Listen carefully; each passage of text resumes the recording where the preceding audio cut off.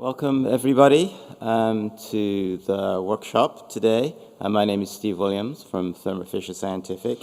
Title of today's workshop is Testing for HIV Integrase Inhibitor Resistance 2024 and Beyond. So this workshop is specifically designed for public health and clinical laboratorians, as well as healthcare providers who wish to learn more about the current and the future state of HIV resistance in the area of integrase strand transfer inhibitors, or INSTIs as they're more commonly known. In this workshop, we'll address the importance of understanding HIV drug resistance at the population and at the public health level, and at the individual or the clinical level, and to also understand the impact of HIV drug resistance on the effectiveness of antiretroviral therapy for HIV treatment and prevention. So HIV drug resistance can emerge with the use of antiretroviral drugs for HIV treatment and prevention. And HIV drug resistance has the potential to reduce the efficacy of antiretroviral drugs, leading to an increase in the HIV incidence, morbidity, and mortality. The increasing prevalence of drug-resistant HIV strains poses a serious threat to the progress made over the past few decades in combating the HIV pandemic, and can be attributed to various factors, including incomplete adherence to antiretroviral drug regimens, suboptimal drug availability, and the transmission of drug-resistant HIV strains. So the World Health Organization estimates that approximately 10% of people initiating ARV or antiretroviral treatment globally have drug-resistant HIV strains.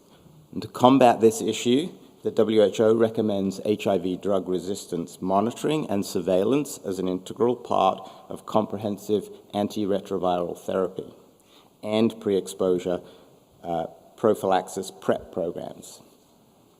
So the presentations from our speakers today will bring together a specific focus on INSTIs for HIV prevention and treatment, and will bring forward the perspectives of our speakers who are leaders in the field of HIV drug resistance, and they will discuss the current state of drug resistance globally, the use of HIV drug resistance testing for public health and surveillance, and clinical management of persons living with HIV, as well as new challenges related to detection and monitoring of HIV drug resistance. We'll also explore the challenges and considerations surrounding HIV drug resistance among populations receiving PrEP to prevent HIV acquisition. So hopefully, by the end of this presentation, you will have a comprehensive understanding of the current state and challenges presented by INSTI resistance and its implications for public health and clinical laboratorians for those directly involved in HIV treatment and prevention. So let us begin our journey into this important topic. I'm honored to introduce the first speaker, Dr. Gert van Zyl. He is a virological pathologist and professor in medical virology at Stellenbosch University, and the executive head of the Department of Pathology, also at Stellenbosch University, and National Health Laboratory Service, Tygerberg in South Africa. Dr. van Zyl studied medicine at the University of Pretoria and specialized in virological pathology at Stellenbosch University. He obtained his PhD investigating HIV drug resistance in 2012. And this involved the investigation of drug resistance in pregnant women, adults and children exposed to successive treatment regimens used in South Africa public sector. His research focus areas are HIV drug resistance and HIV persistence. Other research areas are third-generation sequencing and viral diagnostic test methods.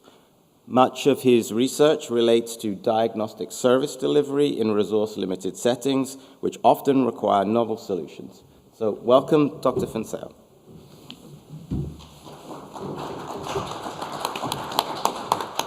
Thank you very much, Dr. Williams.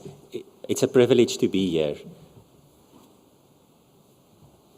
So the disclaimer, what I want to cover in this talk are the following: antiretroviral drugs and genetic barrier, acquired versus transmitted resistance, HIV drug resistance testing, the public health importance of HIV drug resistance, surveillance strategies, and then current gaps in knowledge and future perspectives. One might ask, why is it that we are able to treat HIV so successfully? It is because there are various steps in the viral life cycle or replication cycle for which there are inhibitors available that we can use in combination to block viral replication and get patients' viral loads down.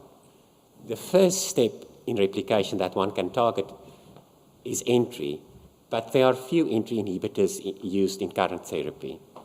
The next important step is reverse transcription, where one has NRTIs, nucleoside reverse transcriptase inhibitors, and non-nucleoside reverse transcriptase inhibitors. After reverse transcription, double-stranded DNA is integrated into the host cell's DNA, and this is catalyzed by the enzyme integrase. And integrase strand transfer inhibitors inhibit this step. Then, once viral particles have formed, they're not infectious. They have to undergo further maturation. And that is catalyzed by protease, again inhibited by protease inhibitors. I want to highlight just a few of the important drugs that you will encounter a lot. Of the NRTIs, tenofovir is available as two different prodrugs, disoproxil fumarate, or TDF, and then alafenamide, or TAF. And it's often combined with either 3-TC, lamivudine, or emtricitabine, FTC. Of the NNRTIs, I want to highlight efavirenz, which has been the mainstay of treatment, of first-line treatment, until 2019. Of the protease inhibitors, I want to highlight darunavir, which we use a lot in treatment-experienced patients.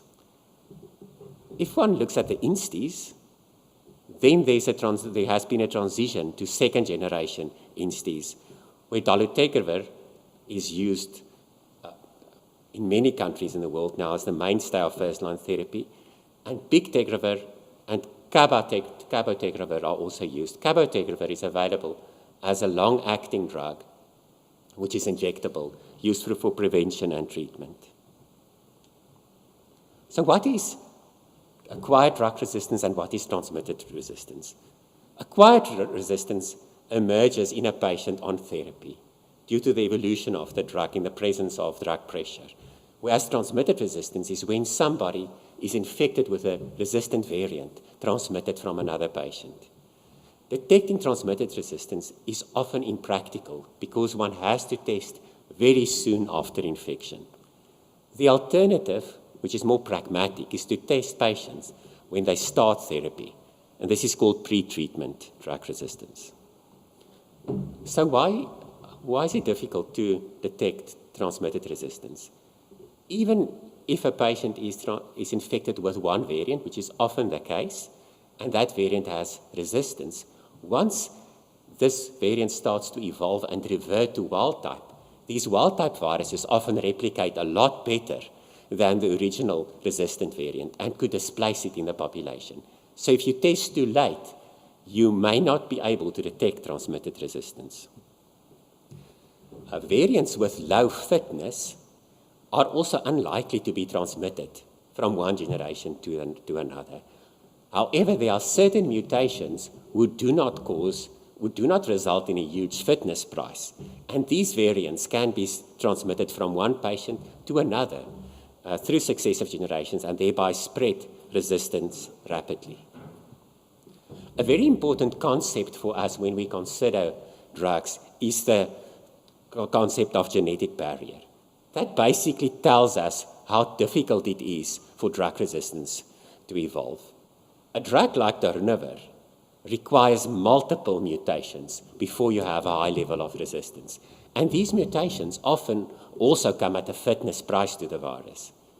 Low genetic barrier drugs like efavirenz or nevirapine, in their case, one mutation causes a high level of resistance, and you can no longer use these drugs to treat patients. What is an HIV drug resistance test? People may be more familiar with the drug resistance testing that's done for bacteria, where one would plate bacteria on an agarose plate and look for the zone of inhibition around an antibiotic disc. We cannot do that for HIV because the patient's virus might not even grow in your cell culture system. For that reason, we first amplify the gene of interest, and then that is recombined with a backbone that is culture adapted. This chimeric construct is then grown in the cell culture and exposed to different concentrations of different drugs to assess susceptibility. You can imagine that this process is costly, time-consuming, and therefore not widely used. Once we know which mutations are associated with drug resistance, we tend to prefer to do genotypic resistance testing just for practical reasons. So how is that done? This will be described in a lot more detail by Dr. Parikh in her talk. But to simplify this, a sample is taken from the patient, and from the plasma, we isolate RNA. This RNA is then reverse transcribed to DNA, which is amplified by PCR, and then sequenced through various means. And this nucleotide sequence is then interpreted through a drug resistance database. And what you get when you want to care for your patient is you get a report, and this report tells you which drugs your patient's virus is resistant towards. And you can then use that to choose appropriate therapy. A very important concept is the so-called U equals U. Undetectable means untransmittable. Using antiretroviral therapy to suppress population viral load is the best proven biological intervention to prevent HIV transmission. And therefore, the UNAs in their 2030 95 targets emphasizes this. They want 95% of people knowing their HIV status. Of these, at least 95% should be on treatment, and of these, at least 95% should have suppressed viral loads. What is the impact of drug resistance on these targets? It especially threatens the last of the 95s. Because if people have transmitted drug resistance, it would impact on the success of your first-line regimen. These patients are also then likely to require a second-line regimen. They have to be switched. And again, there's another opportunity for resistance to evolve. And depending on the fitness of these variants, they can be transmitted to others. So drug resistance is important for us in terms of public health and patient-level management. And these two things are often integrated. It helps us to answer the following questions. Is a regimen likely to succeed in a patient based on what you expect in the population? And it also tells us how to monitor patients. If you don't expect a high probability of resistance, then in resource-limited settings, a resistance test may not be rational or warranted. But what we've seen with efavirenz therapy is that when patients fail this regimen, the risk of resistance is so high that in public health settings and resource-limited settings, patients warranted a switch to second line without needing a resistance test. There has been a recent need to change guidelines, and this is due to three main reasons. The first was there was an increase in pre-treatment NNRTI resistance. The second was that dolutegravir-based therapy has been shown in multiple trials to be either superior or non-inferior to efavirenz-based regimens. And lastly, when patients fail a dolutegravir regimen with high viral loads, and that's used as first-line therapy, there's a very low probability of resistance. And patients can be resuppressed on these regimens without needing to switch them. So because of that, in 2019, the WHO introduced dolutegravir-based therapy as their recommended first-line therapy when combined with 2 NRTIs. And in 2021, they've also introduced it for second-line therapy. So what are the WHO guidelines?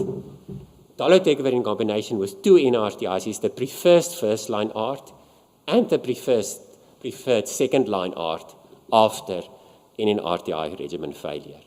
In practice, in resource-limited settings, generic fixed-dose combinations are used because of ease of use and low cost.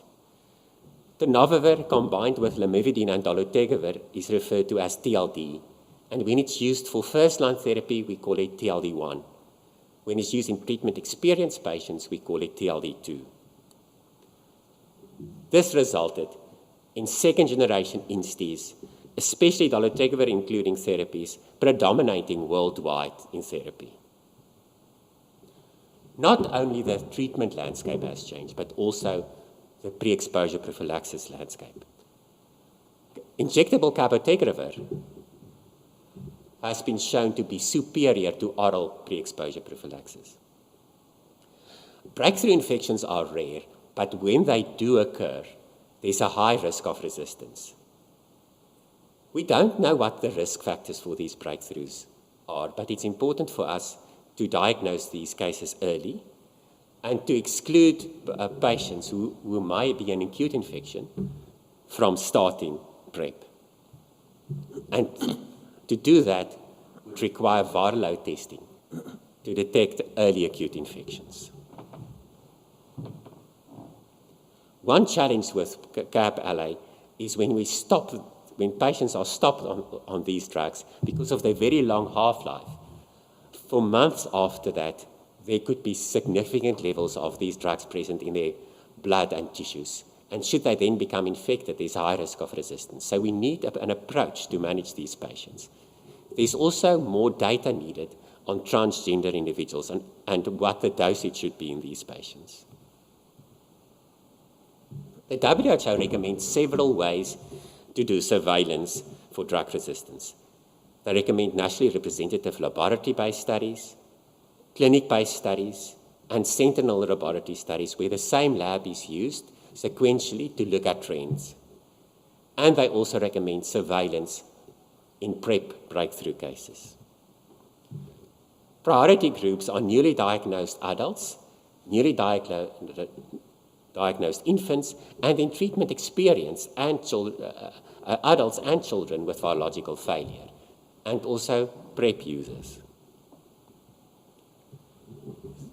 The International AIDS Society has identified several mutations that are associated with dolutegravir resistance. It's listed here. The ones bolded are the major mutations. And there's also evidence from a study by Bob Schaefer's group that showed that when patients start with dolutegravir as their first INSTI, in particular those 3 circled mutations are the most common. The treatment success on dolutegravir regimens and the risk for resistance are inversely correlated. And in the different scenarios, there's a higher or lower risk. When patients are treatment naive, there's a very high success rate, and we really don't see drug resistance in these patients. When patients transition from a first-line regimen to dolutegravir, and this is done often in resource-limited settings without doing viral load testing, when they have a viremic, there's a higher risk of resistance and also a higher risk of failure.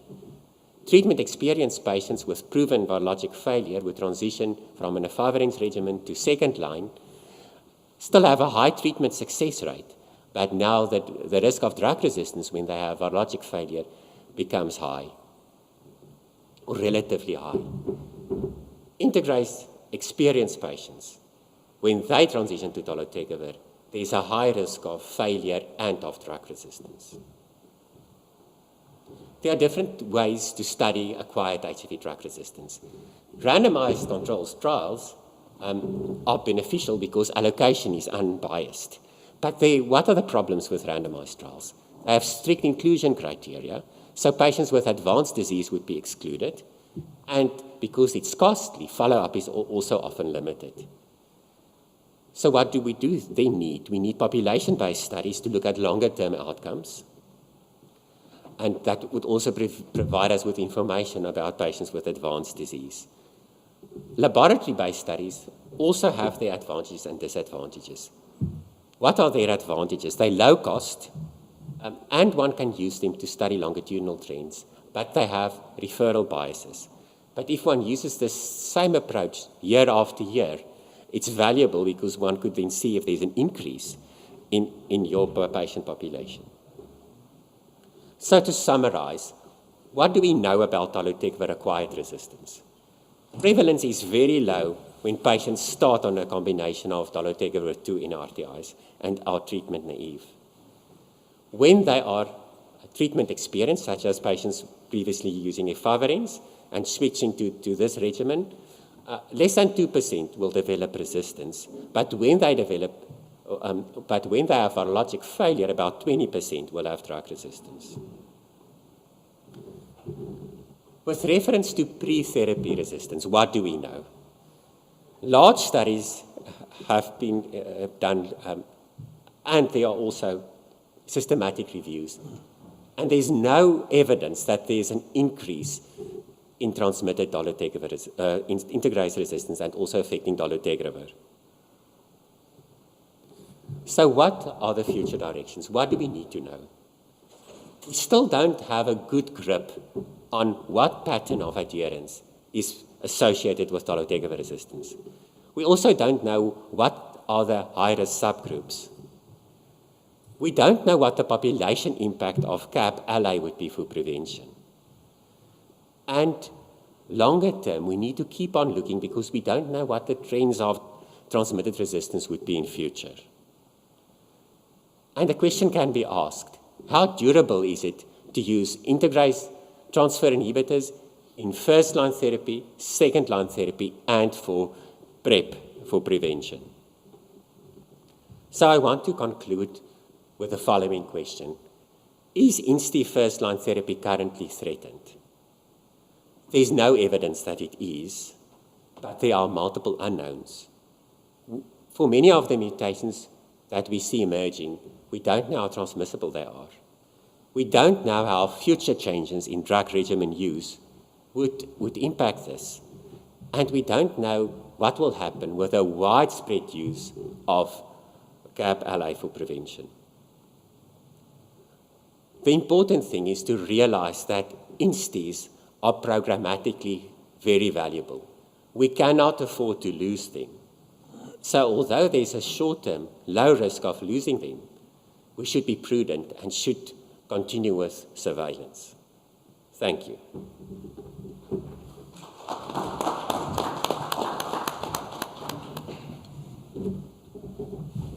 Thank you, Dr. Van Zyl, for that interesting view on HIV drug resistance from a public health perspective. Would like to move on to our second speaker. So I am pleased to welcome Dr. Rami Kantor. He will provide a clinician's perspective on HIV drug resistance. So Dr. Kantor is a physician scientist at the Division of Infectious Diseases in the Department of Medicine at the Brown University Albert Medical School. And as a clinician, he cares for patients living with HIV.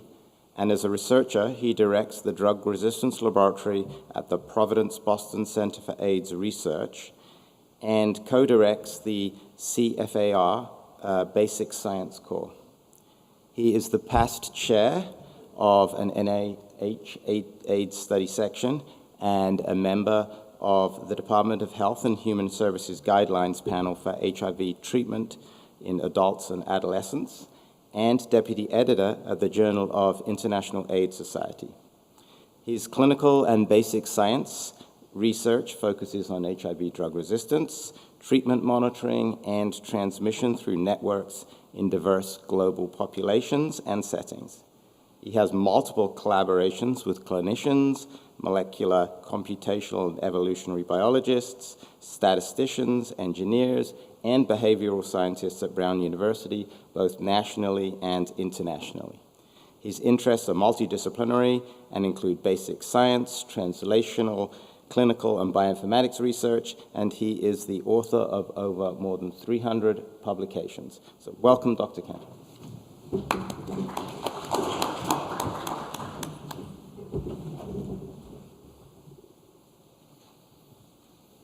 Thank you so much for this kind introduction. So I'm going to talk about the clinical perspective of HIV integrase inhibitor resistance. This is my disclaimer. And the objective of my talk will be to learn about the use of HIV drug resistance testing for clinical management of people living with HIV in the era of integrase inhibitors. I'm going to talk about a little bit of introduction on clinical drug resistance, important for us to understand how to treat patients.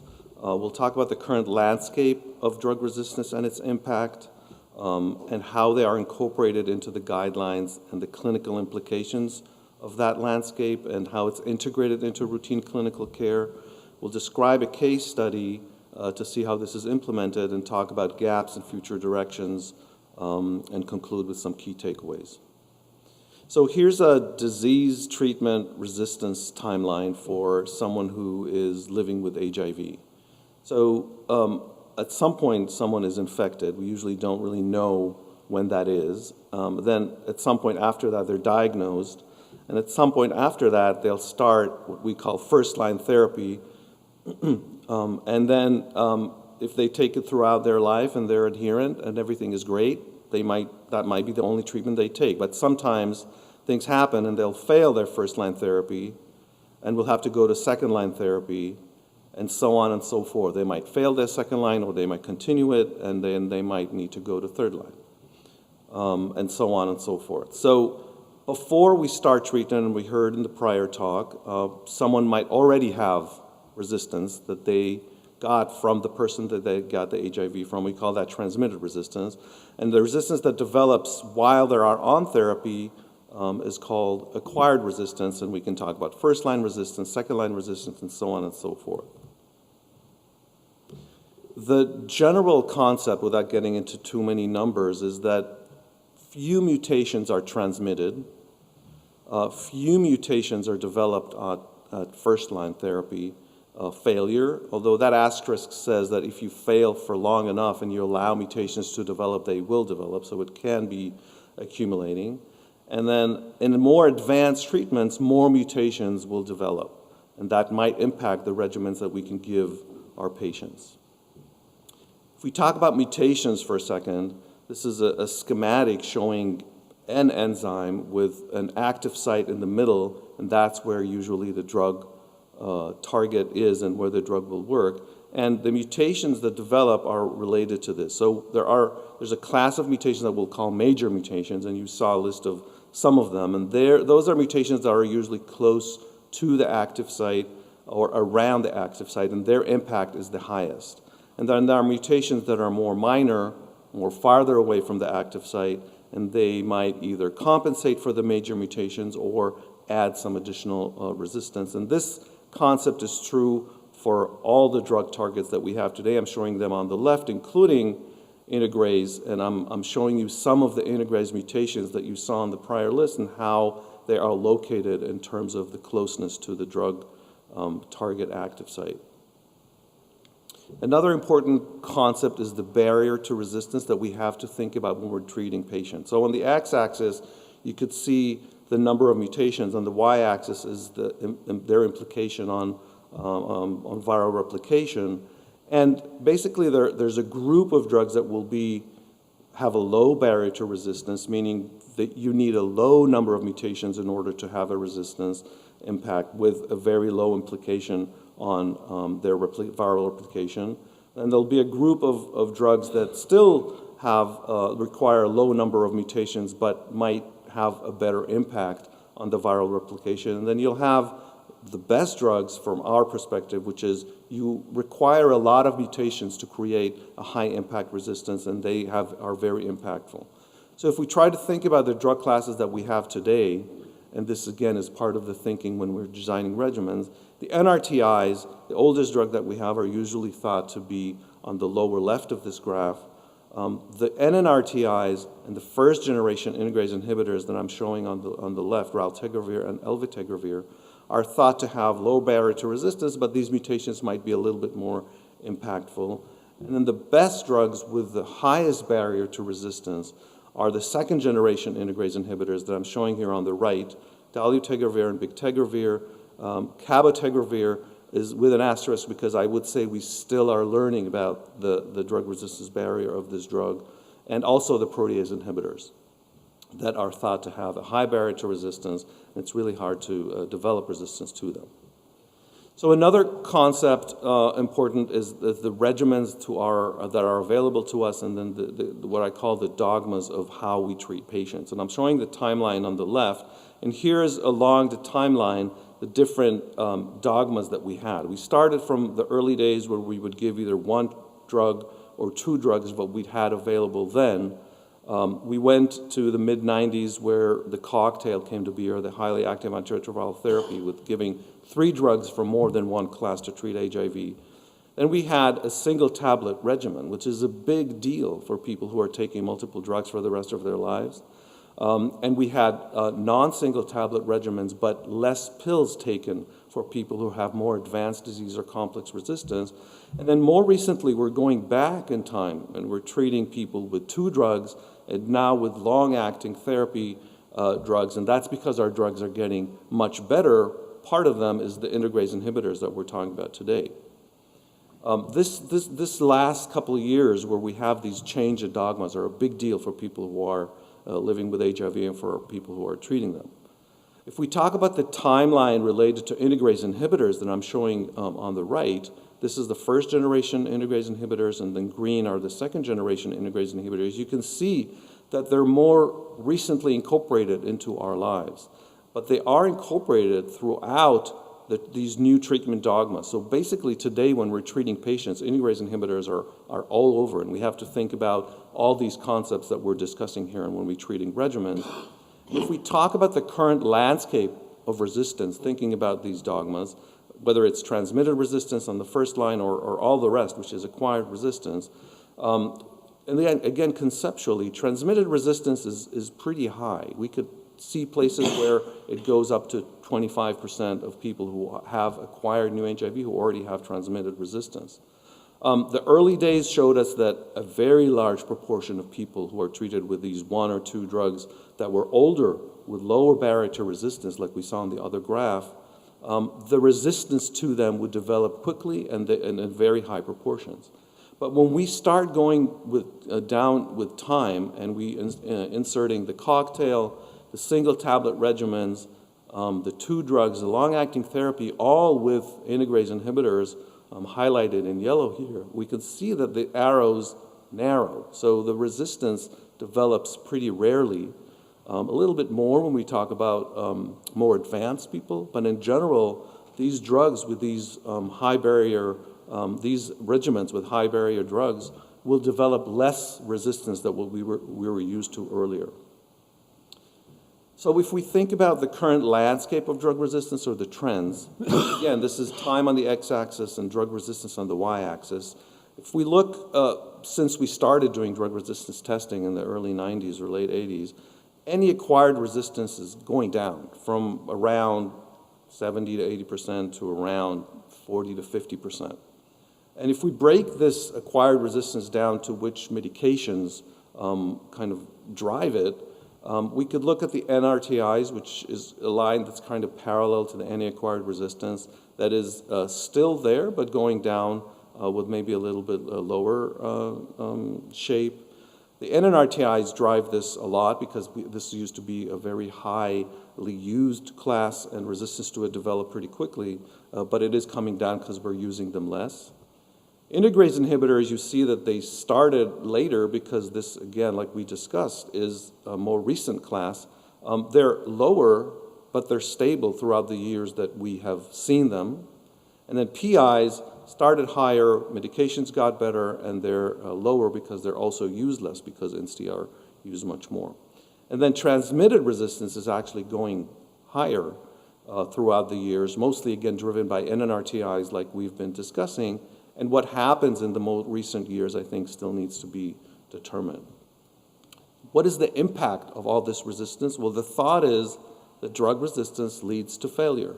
That's why we have treatment failure and viral non-suppression. So we have to think about this, and we have to treat people that have drug resistance so that they will have a viral suppression in a sustainable way. The asterisks means we're still learning about this, and I'll come back to this when we talk more about the impact of integrase inhibitors. So these concepts are inserted into our guidelines. So here's the timeline that we saw before, and what our guidelines tell us today is to do drug resistance testing before someone starts antiretroviral therapy to look for transmitted resistance, and then every time that they fail, whether it's first line or second line or later, so that we can identify the resistant drugs and design a regimen based on that. The guidelines also tell us that integrase inhibitors are throughout someone's treatment trajectory. So they're recommended as first line, as second line, and as more advanced lines of treatment. We already heard that resistance to integrase inhibitors are rare for transmitted resistance. The asterisk says, well, we're not really looking for this. We'll talk about this in a second. We also heard that drug resistance to first-line therapy is rare. I'm putting an asterisk here because, again, this is something that is emerging as maybe not as low as we thought it is, so this is something we definitely have to continue to monitor. And then maybe it's more common in more advanced situations. So as a result of these concepts, our drug resistance testing recommendations in developed countries' guidelines say you don't have to look for transmitted resistance for everybody. Just look for it when you think that it might be high. In developing countries, really we're only looking at drug resistance in the more advanced situations on an individual basis for individual care because this is just not feasible otherwise. So when we try to design a regimen for our patients, we have to take these concepts, the drug resistance barriers, the mutations, and the different dogmas on how to design a regimen, and we have to remember to add the patient perspective or considerations. And I'm showing you a couple here. I won't go through them. It's a long list, but just going sort of clockwise, whether someone takes their treatment, adherence is very important. How many pills throughout the day? Did they have past resistance before this current regimen? What was their past treatment? Did they fail in the past and for how long? What is the viral load monitoring capacity and where do they live? What are their comorbidities? Mental health issues, housing or life circumstances that might impact their taking their medications, food interactions, drug-drug interactions with the antiretrovirals, and what other drugs in the regimen is there. So there are a lot of considerations that we have to take into account, and they all impact INSTIs. I'm highlighting in red just some of those. You might need to take more than once a day integrase inhibitor if you are at a more advanced stage. Definitely important, your past resistance and past treatment information and your interaction with other medications in the regimen. So regimen design really, we're thinking about medicine and there are debates on whether medicine is art or science. I would say that for drug resistance testing and regimen design, it's definitely higher on the art end. And we have to take all these considerations when we design a regimen, and it definitely gets more complex with time because this drug resistance can accumulate. So other tools that are available to us when we think about what regimens to design, we heard a little bit about this. So we could do genotyping, drug resistance testing, phenotyping, and we have to remember about accumulated resistance and archive resistance. I'll go through these very briefly. Genotyping, as we already heard, we sequence the virus, we translate it to amino acids, we derive the relevant mutations, and then we determine what their impact might be to our patients. In red are medications that are high-level resistant, in orange sort of middle, and in green sensitive, and we design a regimen based on that. We can also do phenotyping, which is actually measurement of drug concentrations and of fold capacity of the virus, and its ability to overcome this resistance, with a bottom line also of this red, orange, green list, which is which medications can we give to our patients. And then we have to remember that with time, this resistance accumulates and it can be archived in the proviral DNA and then reemerge in the right setting. So all these are things we take into account, and our guidelines tell us that we have to let drug resistance testing guide us, and the general concept is to take a high barrier to resistance drug plus one or two other active drugs in the regimen, and we have to use all of these tools to guide us on regimen design. So if we just take an example of how this would be, one high barrier drug plus two active drugs could be a bictegravir from the high barrier second generation integrase inhibitors plus two NRTIs. In this case, I'm showing you TAF and FTC, and this would be probably the most common treatment regimen that we're starting people in developed countries today. Another example could be dolutegravir, again from this high genetic barrier circle with two other NRTIs, and this is the TLD that we heard about, which is the most common drug that people are starting today throughout the world in developed settings. And we could use the same concepts to design a more complicated regimen with maybe two drugs from this high genetic barrier circle with two NRTIs, and if needed, even another second generation NRTI, again, depending on the resistance patterns. So let's think about a case. So here again is our timeline. This patient, we don't know when they were infected, but they were diagnosed in 2004. They started first-line therapy in 2006, and they received a whole bunch of medications throughout the timeline as we've been discussing. It's unclear if they were exposed to raltegravir, which you remember is a first-generation integrase inhibitor. And throughout these years, they had high viral failure. They had a viral load of greater than 100,000 more than 5 times. And then at some point in 2017, they were able to get a resistance test. And this resistance test showed 4-class resistance. 1, 2, 3, 4. I'm showing you the specific mutations. This is high-level drug resistance. And here is the impact of that drug resistance. Again, red drugs show basically medications that you're not supposed to give because you have resistance to it. Orange is sort of intermediate, and then green is susceptible. So thinking about the guidelines, which is high barrier drug plus 1 or 2 active drugs, it's really hard to design a regimen, but what this patient received eventually is 2 medications with high genetic barrier to resistance that both have intermediate resistance, as you'll see. They received tenofovir, which is susceptible, which is an NRTI, and they received 3TC, which is high-level resistance, but has a specific mutation that has a fitness impact.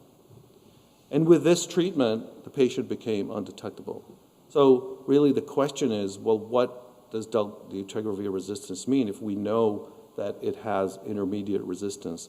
But when we design a regimen that might be good enough, the patient can become undetectable.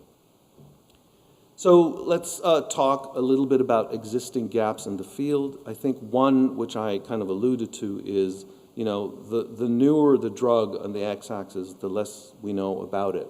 And that impacts our understanding about HIV, drug resistance, and integrase inhibitors that are more recently introduced. And the treatment regimens are heterogeneous. So here's a line of drugs that people can receive throughout time, but how they receive it could be in a different way. They could receive only one regimen throughout. They can be, historical with many regimens throughout, et cetera, and so on and so forth. And integrase inhibitors are all throughout this, these treatment regimens. And if we add the cabotegravir that we heard, excuse me, will also be entering in terms of prevention, we could see the complexity of this with time as we think about people's drug resistance patterns. Another existing gap is what I call the global burden paradox. So in developed settings, non-low middle income countries, we generally have available genotyping, phenotyping. We can look at accumulated resistance with past resistance. We can look at archive resistance, and ART is almost unlimited. Maybe insurance issues are still problematic, but in general. This is not the case in low and middle income countries, where we have genotyping sometimes, and only in advanced patients, and maybe only in a population health, public health approach. But we really don't have all these other ways to assess resistance, and we're limited by the medications that we're giving. This is a major gap. And then there are other gaps. I won't go through them with time. Different populations that are important. The fact that integrase are throughout the lines of treatment, how they interact with new medications classes, some discordances that we need to understand better in terms of resistance. We didn't even talk about cost and cost effectiveness. And then there's also HIV-2 globally and other parameters that we'll hear more about in the next talk that we need to consider and to address as we think about this. So we have to address these gaps. We need to think if we need new approaches to our thinking and regimen design as these new classes and advanced medications, which are incredible, are incorporated. And maybe we need to be more forgiving for resistance, like the treatment case that I showed you before. We just don't know that. So this is where this comes back, which is, well, what does really resistance mean? Does it really need to lead to failure? What type of resistance needs to failure, and how do we think about this? This is an important gap. So to conclude, we have excellent antiretroviral therapy anchored by integrase inhibitors that save lives of people with HIV. Despite extensive knowledge, HIV drug resistance remains a hurdle to long-term therapy. Sustainability and testing for it is essential for individual care. Clinical management of diverse forms of HIV drug resistance in the era of INSTIs is an art integrating multiple dimensions. The global paradox related to HIV drug resistance, testing availability, and other existing gaps should be urgently addressed. Longitudinal data are essential for new and emerging drugs and formulations, including integrase inhibitors, as their use expands in both treatment and prevention. Until further experience is acquired, close monitoring, adherence to guidelines, and seeking expert advice are recommended. And the time to address the challenges of integrase inhibitors and other drug resistance is now, ensuring that it does not undermine the progress made in HIV drug therapy. Here are some references that might be important and some relevant resources for drug resistance, and thank you so much.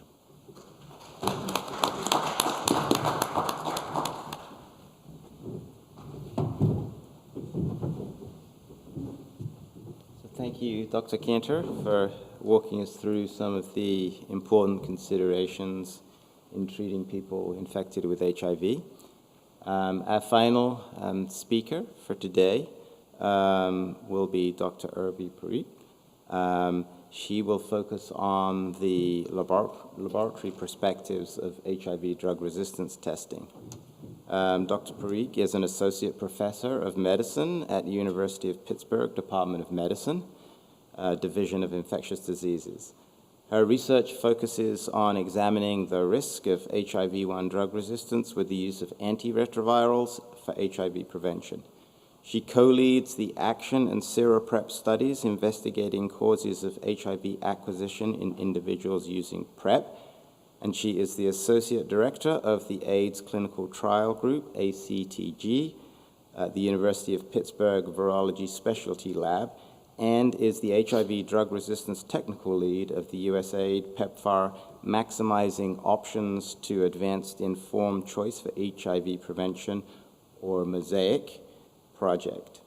She was also the Associate Director of the Microbicide Trials Network, MTN, Virology Core, and has served as a protocol virologist for studies evaluating the safety and efficacy of candidate antiretroviral products for HIV prevention.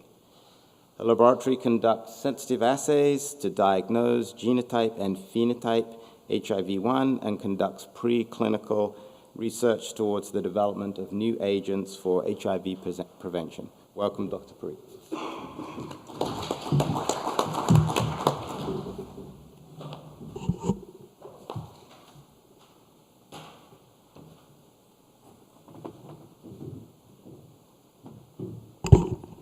Thank you. I'll be speaking to you today about current and evolving methods for HIV drug resistance testing for integrase strand transfer inhibitors.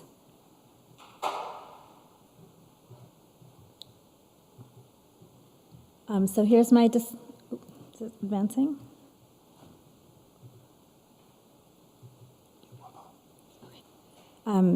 Here's my disclaimer.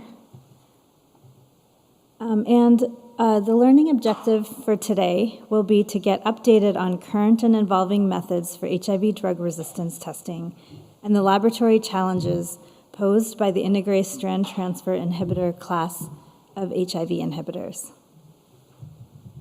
So I'll cover several topics today.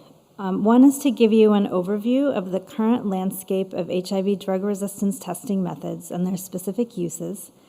Second, I will explain the principles and methodologies of current and emerging HIV drug resistance technologies, and we'll give you some examples of some clinical or research applications that use these technologies. I'll talk about some of the advantages and limitations of the different HIV drug resistance testing approaches, and then conclude with some key takeaways on the current and future state of HIV drug resistance testing methods. There are three major indications for HIV drug resistance testing that are summarized here. Clinical indications, as recommended by the United States Health and Human Services, include testing for entry into care to guide regimen selection with consideration that ART should not be delayed awaiting test results, especially in pregnant people with HIV. Individuals with virologic failure or suboptimal viral load reduction on their current regimen should also receive an HIV drug resistance test. Surveillance is another important indication for drug resistance testing. Globally, surveillance may be done on dried blood spot specimens, and results may not always go back to the individuals, as testing turnaround time may be insufficient for the result to be clinically relevant.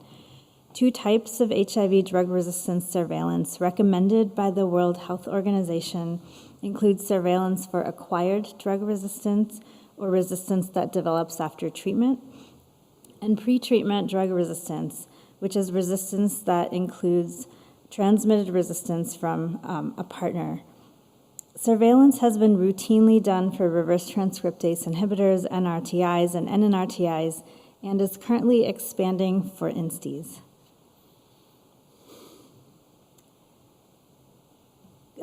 For each of these indications, there are commonly used assays, which will be described in more detail in this talk.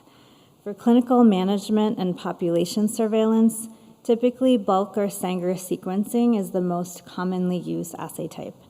Next-generation sequencing is emerging for clinical management, but is still largely used for research, with research applications including whole genome sequencing, single genome sequencing, and newer technologies like long-read sequencing and point mutation assays.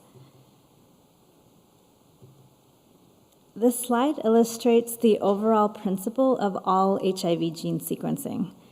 Essentially, HIV RNA is extracted from plasma using chemical or bead-based methods, followed by reverse transcriptase to DNA, then amplification by PCR.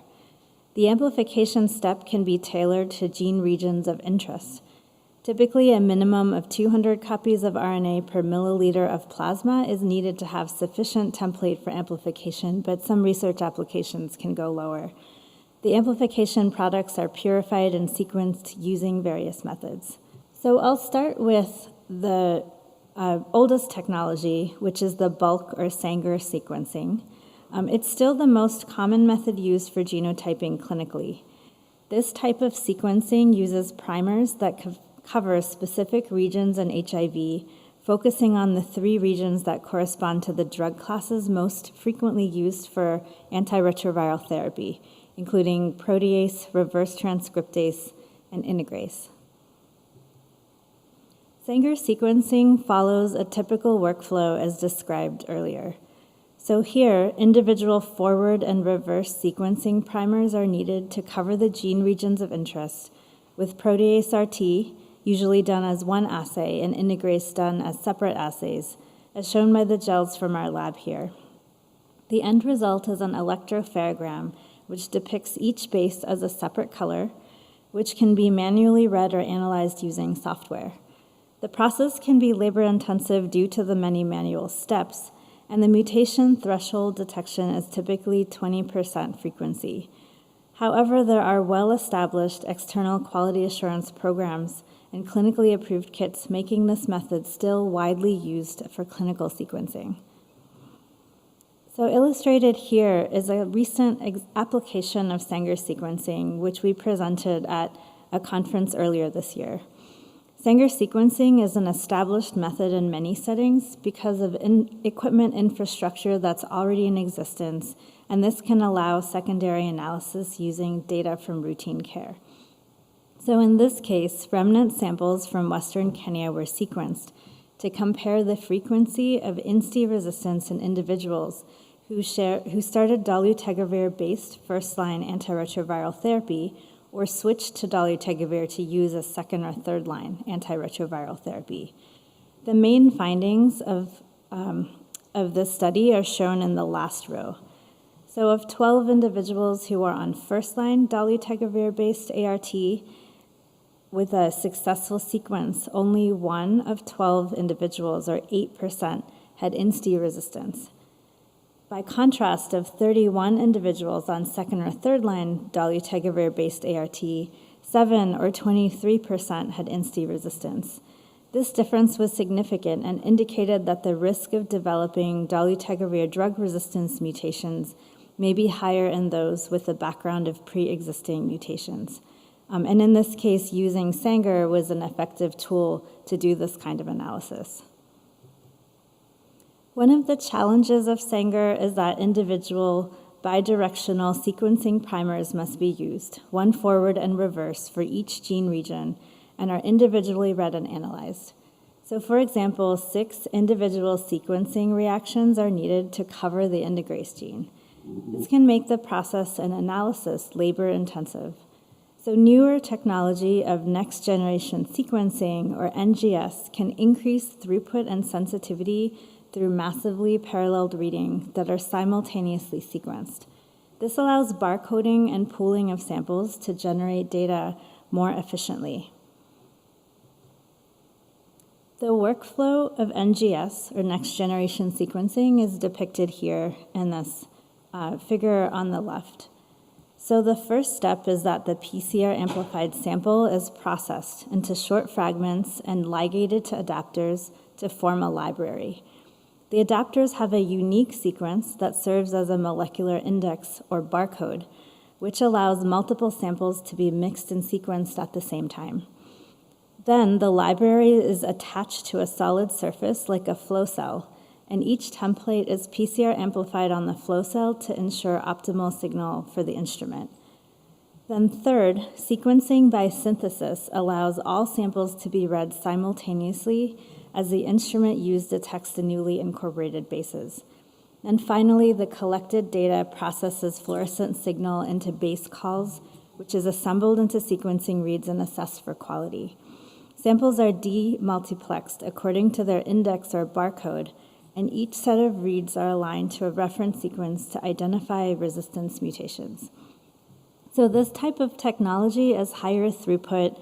There's a potential for lower costs for high sample volume laboratories, and there's a higher sensitivity for calling mixed bases. So in Sanger, the threshold was about 20%, but here you can accurately go down to 5%. But you do need bioinformatics for data analysis. This cannot be analyzed manually.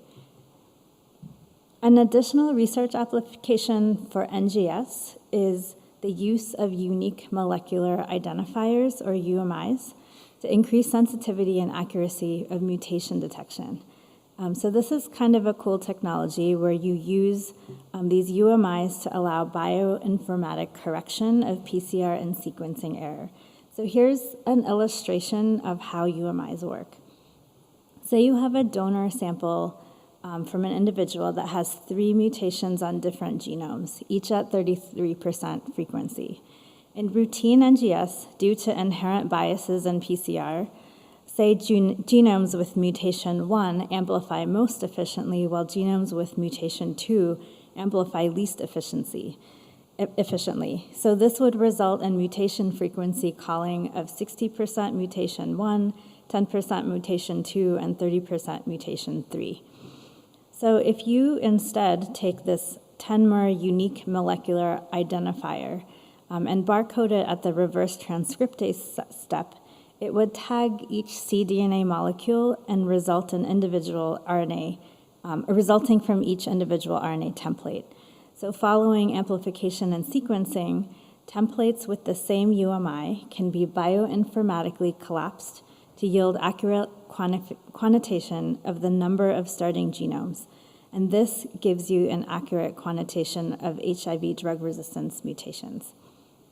So to be clear, non-UMI or standard NGS application can be very accurate, often down to 5% mutation frequency, but the quantification can be less certain. So this particular application of UMI NGS is important if you need to identify very low frequency mutations down to 1%, or if you want to determine if multiple mutations are on the same genome. So now I'll go into several of the research applications of NGS. So one application would be single genome sequencing. This is where limiting dilution is used to sequence individual genomes, and I'll give you a clinical example of this.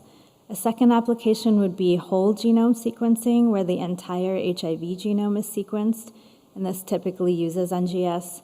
Third would be long read NGS, where long strands of DNA are sequenced in one stretch. And finally, point mutation assays, where specific HIV mutations are detected using a lateral flow device. So first, to start with an application of SGS, shown from our group here. So in this case, an individual in the US acquired HIV on cabotegravir PrEP. Cabotegravir, as a reminder, is an INSTI inhibitor. But commercial Sanger sequencing did not reveal any mutations. So day 30 after they acquired infection, or infection was detected, single genome sequencing was used on their plasma sample to sequence 24 individual genomes, and this revealed 8% mutation frequency of the INSTI mutation Q148R and 4% mutation frequency of the INSTI A128T. And so this is just an example of where, because this was an individual who acquired HIV on PrEP, a technology to really see low-level frequency was of interest. Another example here is an application of whole genome sequencing. Whole genome sequencing is an increasingly important method, particularly with new data that off-target mutations could play a role in INSTI resistance, or with the introduction of inhibitors in newer drug classes like capsid inhibitors, which are not currently covered by routine clinical Sanger sequencing. So in this experiment, HIV was passaged in the presence of increasing concentrations of dolutegravir. This was a laboratory experiment done with cell culture, and mutations in envelope and nucleocapsid were found to reduce dolutegravir sensitivity. And so this is an example of a future application of whole genome sequencing that could be used to identify off-target genes in individuals failing INSTI-based ART. In long-read sequencing, long fragments of DNA are sequenced without breaking them up into smaller fragments, as was the case with NGS. Shown here is an example of long-read sequencing with nanopores. So nanopores are small holes in a synthetic membrane.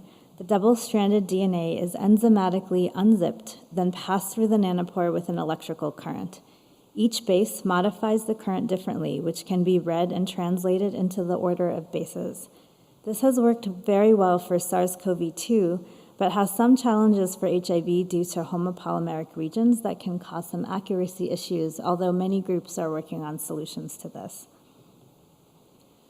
So finally, the OLA Simple assay is a method that can be used point of care. In OLA Simple, DNA can be obtained from a variety of sources, including DBS, or dried blood spots, PBMC, cell lysates, or cDNA that has been reverse transcribed from extracted RNA. The starting material is added to a dry PCR mix, resuspended in a buffer, and amplified. The unique aspect of this method is that mutation-specific complementary probes are ligated to the PCR mix, and the product can be detected on a lateral flow cassette to differentiate between wild type and mutant at each codon of interest. So here the bottom panel shows the analytical sensitivity of this method. Mixtures of 0, 15, and 25% mutant with 1,000 copies of HIV DNA were tested, and with each mutant shown, they found a significant difference in signal detected between wild type and 15% mutant. This assay is used for identification of specific drug resistance mutations. New iterations of the assay would be required, however, to add in additional mutations. So you can really only detect one mutation at a time here. So I've told you a lot about the current assays and emerging assays for drug resistance. So I'll conclude by summarizing the advantages and disadvantages of each method. So Sanger sequencing is the oldest method that's used. Some of the advantages are that it's lower cost for low sample volumes. It's very well established with established analysis and validation tools and a lot of software that's available. Analysis can be done manually or using publicly available databases. Some of the disadvantages, though, are low throughput, labor intensive, and a limited threshold for mixed base calling if that sensitivity is important. For short read NGS, there's high throughput for high sample volume. Due to this massively parallel reading, you can sequence multiple gene and regions and genes at once. Short read NGS is not that helpful for individual samples, and the analysis and validation tools are still under development, especially for low frequency drug resistance mutation detection in publicly available platforms. For long read NGS, it's high throughput simple workflow as well. The drug resistance mutation genome linkages are possible, which may be important in drug classes like INSTIs, where you want to see if there's accumulation of INSTI mutations, and there's de novo alignment versus reference guided. Here too, the analysis and validation tools are still under development, and accuracy could be an issue for some specific regions in HIV. And then finally, point of care assays could be used, maybe particularly useful in resource limited settings, and is very advantageous for gene targets that have signature mutations like M184V or K65R for tenofovir.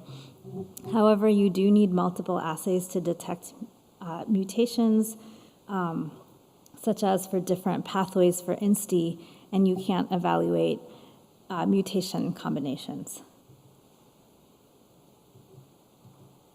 So just a few conclusions and key takeaways here is that HIV drug resistance testing is an important tool for clinical management and population-based surveillance. Refinement of technologies are needed to expand HIV testing for INSTIs.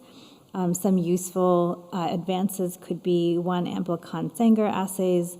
In the future, whole genome sequencing may be of greater interest for off-target genes and new inhibitors, and just making sequencing more accessible in various parts of the world will be an important advance. So I'd like to thank the organizers and acknowledge some of my colleagues at the University of Pittsburgh, including Carrie Penrose, Lou Halvis, and John Mellors. Thank you.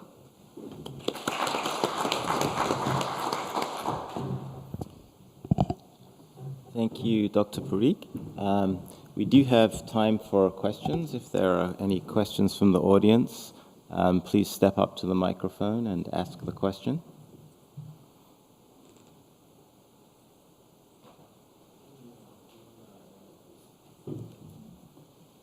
Thanks, that was very interesting. I have a practical question. What indications do you get to know that someone is in trouble on first line? Is it from a routine viral load? Do people feel bad and they come in and you do a viral load? And I guess the next question is, all my work is in low middle income countries, so I don't really know what happens here in the US or Europe. And what levels of viral load give an indication that maybe something is wrong? And did any of that make sense? Good. Did I take it? Yep. So, excellent question. So, throughout the years, the answer to your question would have been different. There are kind of three thresholds. You could think about viral failure, which is measure viral load. You could think about immunologic failure, which is measure CD4 count, which is how we kind of measure the immune status of the person. And you can think about clinical failure. Someone comes in sick, as you were saying. So in the early days, when we had less lab ability to do viral loads or even CD4 counts enough, we would go by clinical. Then CD4 count came to play and we could do CD4 counts, and now, thank God, we could do viral loads. So these things, if you wait for someone to come in sick, they're going to be in more trouble than if you do viral load on a routine basis and find them in an earlier stage. So the answer to your question is we do viral testing routinely. Routinely differs in different places around the world. In the U.S., in my clinic, I usually do viral load testing for someone stable twice a year. If they're a little bit more trouble, I could maybe do it every 3 months, or if I want to, I can do it every month. In developing countries, guidelines are a little bit more strict, but meaning you could do it, let's say in the first year, you could do it more frequently, and then later on you can do it less frequently depending on how the patient is doing.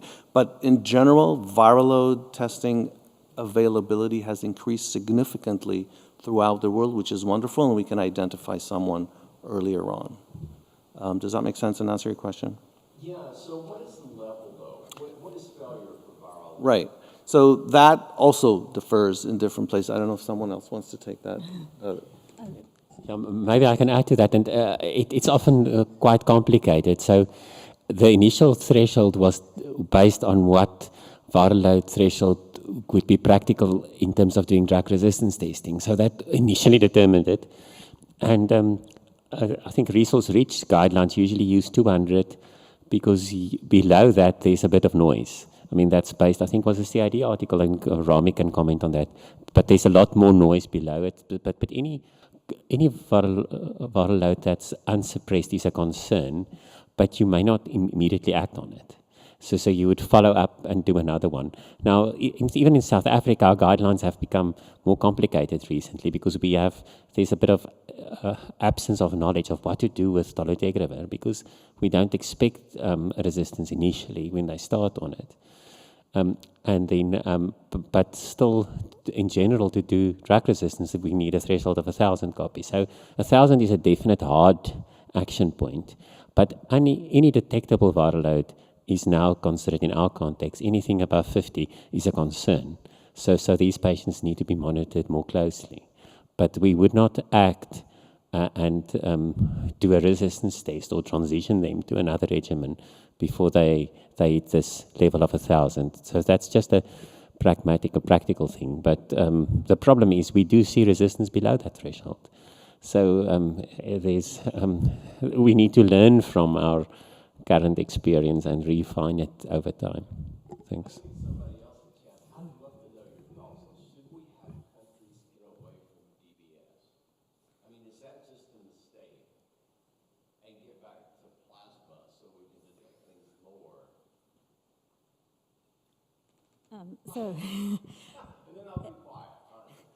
No, this is an excellent question.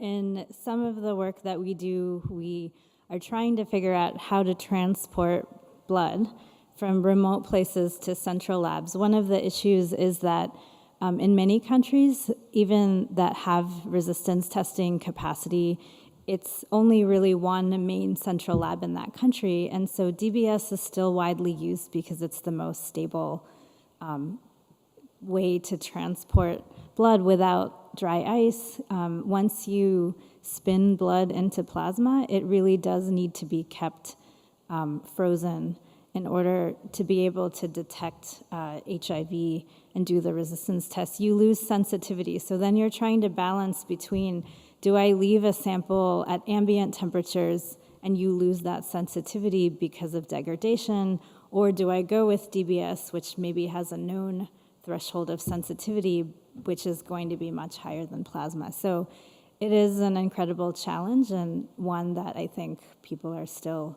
trying to sort out. But with INSTIs, DBS is more of an issue because we do, as Dr. Van Ziel mentioned, need lower thresholds of viral load, and we know that the viral loads may not be as high, so it's a balance between being able to test that sample or not test it at all. Can I add to that?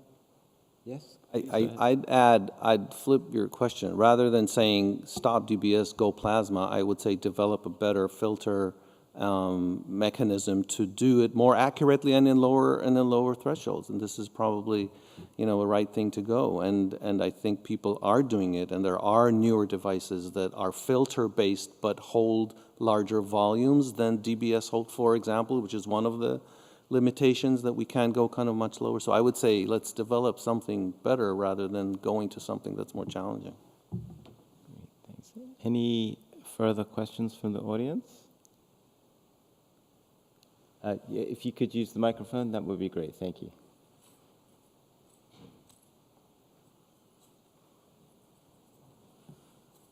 Thank you so much for your talk. I learned a lot from you guys. And then my question is that nowadays people actually on the PrEP, on the risk populations, and then I found that all the news sounds very promising and very good, but some small fraction of people actually fail. And with your practice or research, those people on the PrEP of failure, the PrEP regimen, do they actually carry the mutation? Is that the one of the reason of failure, or simply just adherence is not that great? Thank you for that question.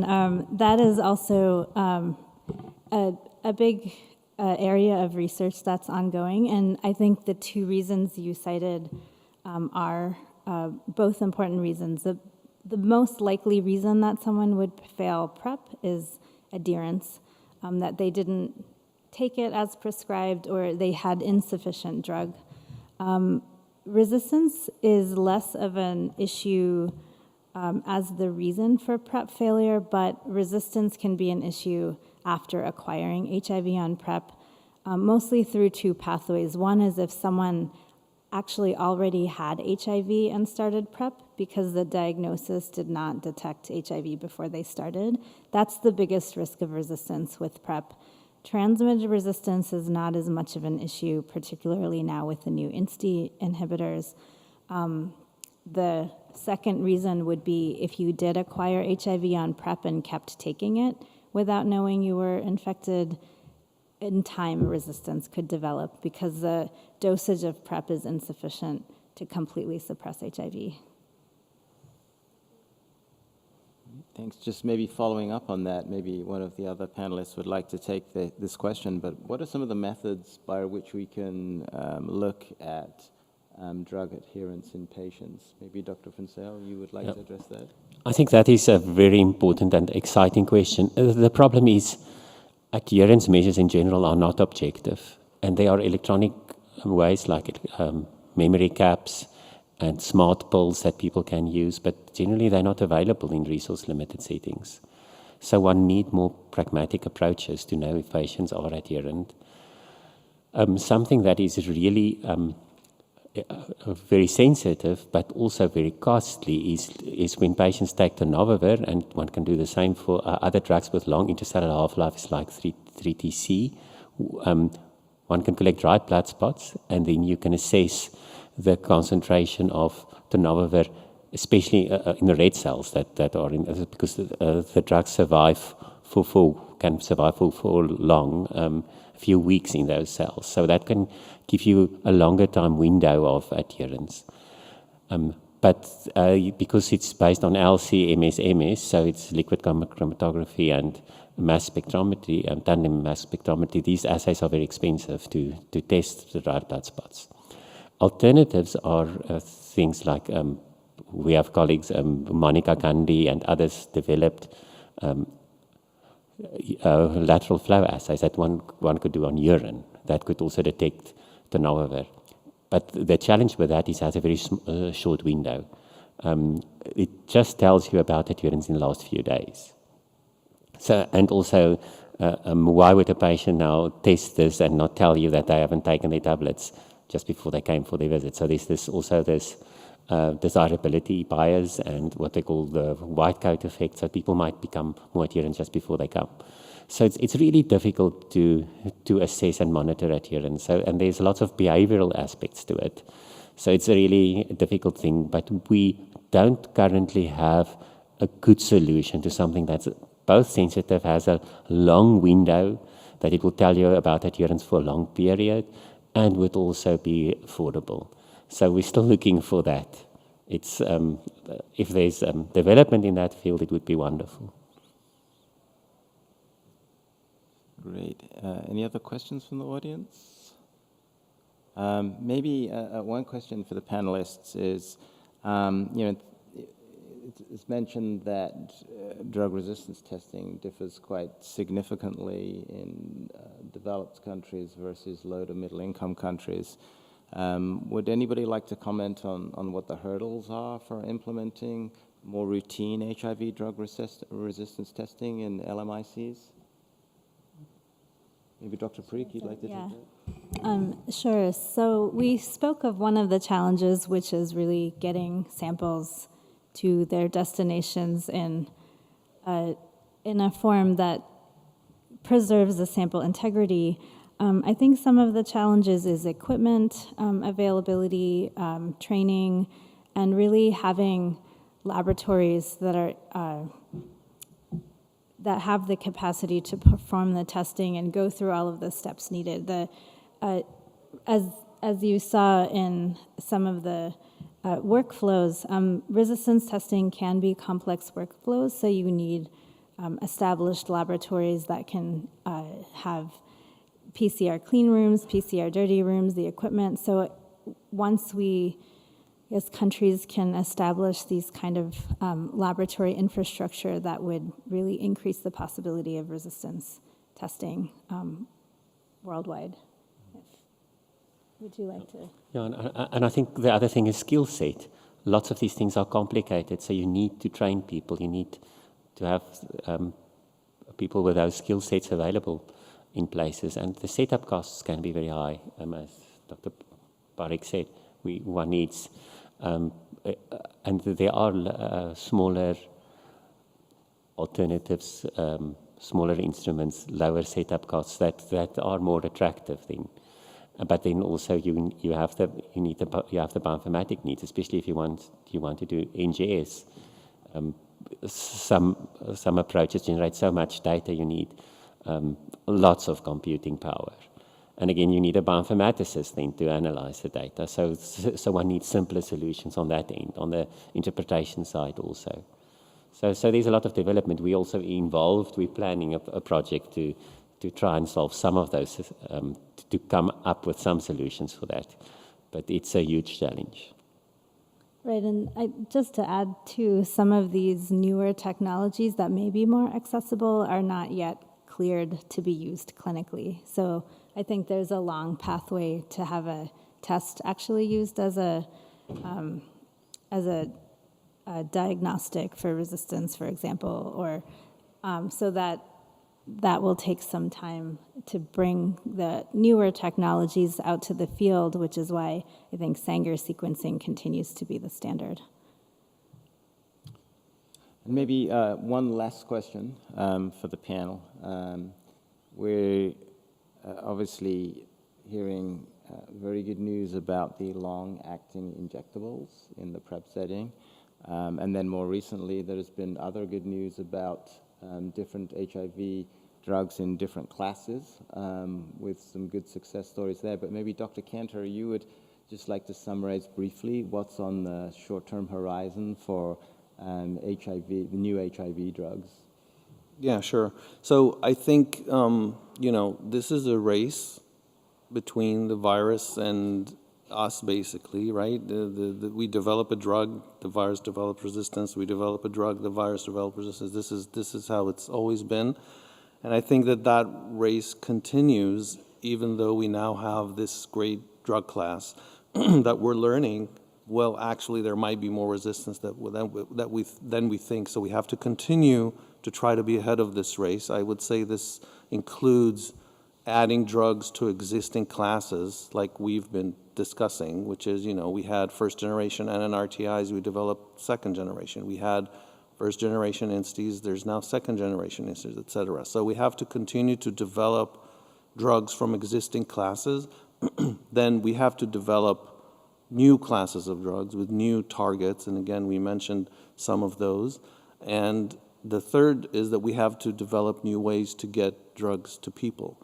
And long-acting is another revolution that is already coming into play. We have medications that we could give drugs to people by injections rather than daily. We can give it to them every 4 weeks or every 8 weeks. And then even right now, every 6 months for different populations of patients. And we have the same concept in pre-exposure prophylaxis like we've been discussing with cabotegravir. So I think these are the trajectories that will continue, and the drug development must continue on all these three categories in order to stay ahead of the virus the best that we can. Thank you. Well, I'd like to thank all of the speakers today for really excellent presentations and a tremendous overview of different aspects of HIV drug resistance. And thank you all for attending.